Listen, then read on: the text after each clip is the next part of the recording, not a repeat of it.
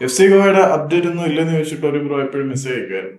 സംഭവം പുറത്തേക്ക് വന്നിട്ടുണ്ട്. FC ഗോവയുടെ കിരീടപരാക്ഷ അവസാനിപ്പിച്ച് അവരുടെ ലെജൻഡറി കോച്ച് എന്ന ആരാധകരെ വിശേഷിപ്പിക്കുന്ന മനോലോ മാർക്കസ് ഹൈദരാബാദിന് വേണ്ടി കിരീടം നേടിക്കൊടുത്ത പിന്നീട് ഇന്ത്യൻ നാഷണൽ ടീമിന്റെ കോച്ചായ ഇപ്പോൾ FC ഗോവയുടെ പരിശീലകനായ മനോലോ മാർക്കസിനെ പരിശീലക സ്ഥാനത്ത് നിന്നും പുറത്താക്കാൻ FC ഗോവ തീരുമാനിച്ചിരിക്കുന്നു എന്ന് പറയുമ്പോൾ രണ്ട് പാർട്ടികളും പരസ്പര സമ്മതത്തോടുകൂടി വേർപിരിയാൻ തീരുമാനിച്ചിരിക്കുകയാണ്. FC ഗോവ ഇനി മുതൽ മനോലോ മാർക്കസിനെ തങ്ങളുടെ പരിശീലകനായി വെച്ച് വാഴിക്കാൻ ആഗ്രഹിക്കുന്നില്ല. മനോലോയ്ക്കും അത് തന്നെയാണ്.